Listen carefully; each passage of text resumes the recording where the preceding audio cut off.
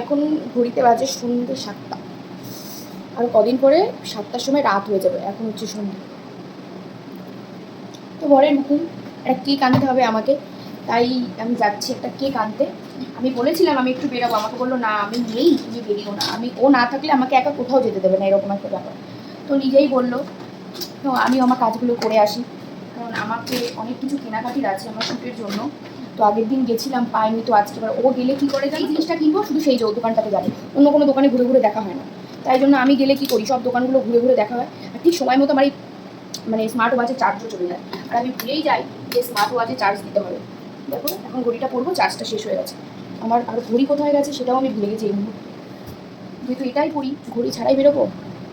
চলো দেখি কী কী কেনাকাটি করি, তোমাদের সাথে অবশ্যই শেয়ার করবো যতটুকু পারবো। তো প্রচণ্ড গরম লাগছে, কোনো কিছু মাখতে ইচ্ছা করছে না, যদি একটু লিপস্টিক লাগিয়ে নিই। লিপস্টিক ছাড়া তো শেড ছাড়া একটা শেডও নেই আমার কাছে, এত নিউড করি আমি, কিচ্ছু লাগাইনি মুখে, কিচ্ছু না, একটা কম্প্যাক্টও লাগাইনি, এরমভাবে বেরোবো।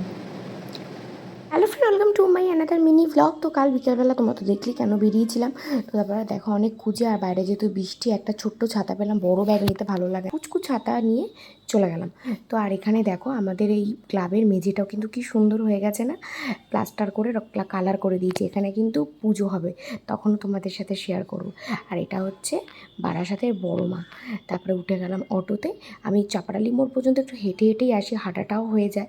তারপরে অটো করে কলোনি মোড় চলে আসলাম। ফার্স্টে যে দোকানে গেলাম ওখানে বললো গোল্ডেন পায়ের তোড়া নেই। তারপরে আমি অনেকগুলো দোকান খুঁজলাম, সেখানে বললো কালকে আসতে।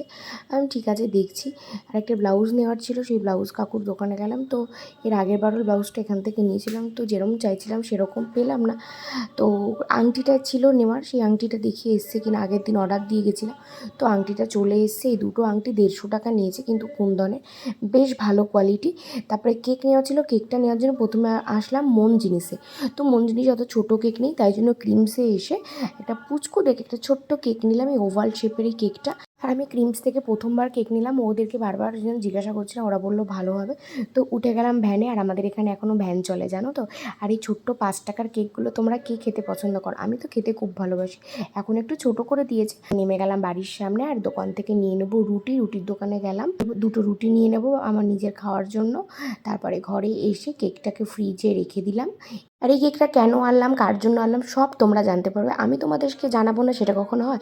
তো এই ছিল আমার ব্লগ। ভালো লাগলে অবশ্যই একটা লাইক কমেন্ট শেয়ার করে দিও, আর তোমরাও খুব ভালো থেকো। চলো টাটা, বাই বাই।